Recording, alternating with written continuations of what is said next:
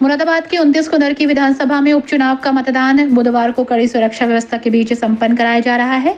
आपको बता दें कि उत्तर प्रदेश में 9 अलग अलग विधानसभाओं में उपचुनाव की प्रक्रिया को कराया जा रहा है। इन 9 विधानसभा में एक विधानसभा 29 कुनरकी भी आती है, क्योंकि यहां से विधायक रहे जियाउर रहमान बर्ग द्वारा मुरादाबाद लोकसभा में विजयी प्राप्त की गई थी और उसके बाद कुनरकी विधानसभा की सीट रिक्त हो गई थी। कुनरकी विधानसभा के उपचुनाव में लगभग 12 प्रत्याशियों द्वारा अपना भाग्य आजमाया जा रहा है, जिसमें समाजवादी पार्टी से हाजी मोहम्मद रिजवान, बहुजन समाज पार्टी से रफतुल्ला उर्फ नेता छिद्दा, भारतीय जनता पार्टी से ठाकुर रामवीर सिंह, आजाद समाज पार्टी से चांद बाबू मलिक, MIM से हाफिज मोहम्मद वारिस चुनावी मैदान में अपनी ताल ठोक रहे हैं।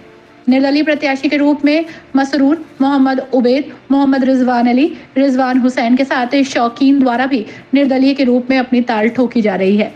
सुबह 7 बजे से मतदान के कार्य को प्रारंभ किया गया। धीरे धीरे पोलिंग बूथों पर मतदाताओं की संख्या में इजाफा हुआ। इसके साथ ही मतदान का प्रतिशत भी धीरे धीरे बढ़ने लगा। चुनाव को संपन्न कराने के लिए जहां जिला प्रशासन द्वारा मुकम्मल इंतजाम किए गए, तो वहीं भारत निर्वाचन आयोग के दिशा निर्देशन में लगातार ऑब्जर्वर अपनी ड्यूटी करते नजर आए। अपनी अपनी जीत का दावा भी करते प्रत्याशी नजर आए। समाजवादी पार्टी के हाजी मोहम्मद रिजवान द्वारा आरोप प्रत्यारोप का सिलसिला चालू रहा। वहीं बहुजन समाज पार्टी के प्रत्याशी रफतुल्ला उर्फ नेता छिद्दा अपनी जीत को लेकर बिल्कुल आश्वस्त दिखाई दिए। उनके द्वारा कहा गया कि बहुजन समाज पार्टी का वोट कहीं नहीं जाता, उन्हें उम्मीद है कि वो भारी मतों से विजयी होंगे। जबकि MIM से हाफिज मोहम्मद वारिस द्वारा चुनाव को लेकर आरोप लगाए गए। आजाद समाज पार्टी के चांद बाबू मलिक द्वारा आरोप लगाया गया और कहा गया कि मतदाताओं को परेशान किया जा रहा है। चुनाव शांतिपूर्ण ढंग से हो रहा है, लेकिन यहाँ कुछ अताताई लोग हैं जो समाजवादी के हैं। उन्होंने जो कैंडिडेट है उसने कांट से 1000 लोगों को बुलवा लिया। जो वहाँ के विधायक हैं कमाल अख्तर, उन्होंने 1000 वोट 1000 लोगों को यहाँ भेज दिया।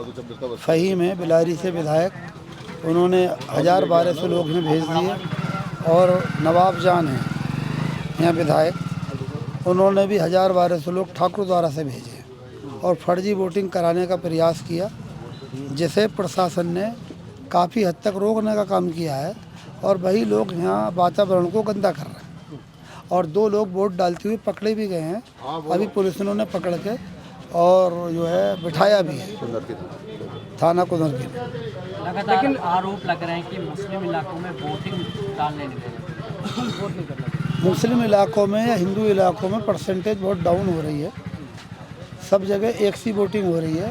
उपचुनाव में लोग ज़्यादा दिलचस्पी नहीं लेते हैं, एक मेन कारण ये भी है। तो जनरल चुनाव में उत्साह अलग रहता है, उपचुनाव में उत्साह अलग रहता है, तो उसके कारण कम वोटिंग होगी। हाँ, ये हिंदुओं में भी होगी समाजवादी और मुस्लिमों में भी होगी। वो एक वीडियो वायरल कर रहे हैं और कह रहे हैं कि उन्हें वोट नहीं डालने दिया, उनके लोगों को वोट नहीं डालने। बैरिकेडिंग ऐसा है, कहीं बैरिकेडिंग आपको नज़र आई है?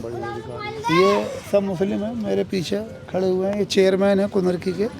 कहीं आप बैरिकेडिंग है? नहीं, कहीं आप कहीं है? ना कोई रुकावट है, ना कहीं रुकावट नहीं है। अच्छा, कैसा रुझान देखने को मिल रहा है इस पर आपको? रुझान ठीक है। जो लोग भी निकल रहे हैं वो ईमानदार आदमी को, वफादार आदमी को, जिसने कहीं भी किसी भी व्यक्ति से कोई रिश्वत नहीं ली, उसके फेवर में वोट कर रहे हैं। और सरकार की जो योजना है सबका साथ सबका विकास, उस आधार पर वोटिंग हो रही है। सपा प्रत्याशी ने गुंडागर्दी की 10,000 मुकदमे थाना कुनरकी में लिखवा दिए 5 साल में सपा शासन में। तो जिन पे मुकदमे चल रहे हैं, जिन मुस्लिम भाइयों पे वो वोट डालने नहीं जा रहे, कि हमने वोट भी दिए, नोट भी दिए, उसके बाद भी हमारे साथ अत्याचार हुआ और हम जो है अब वोट नहीं देंगे। तो लग रहा है कि इस बार परिवर्तन की कुछ लहर, पूरी परिवर्तन की लहर है यहाँ और 50,000 वोटों से हम जीत रहे हैं। BSP का वोट अपनी जगह खड़ा है और मुझे समर्थन सही मिल रहा है। और बाकी प्रशासन जो कर रहा है वो आपको भी मालूम है, मुझे भी मालूम है, लेकिन BSP का वोट बिल्कुल नहीं टच से मच हुआ। तो जीत को लेके कितना निश्चित है आप? अरे मैं तो शुरू दिन से ही हूँ, ये तो ऊपर वाला करा है, ये कोई यहाँ हो रही है। जब वो इंशाल्लाह मैं जीतूंगा, तुम परेशान मत हो। 39 बूथों पर पूरी तरह पुलिस ने जो है वो तांडव मचा रखा है। किसी को पर्ची नहीं क्या नाम है जाने दे रहे।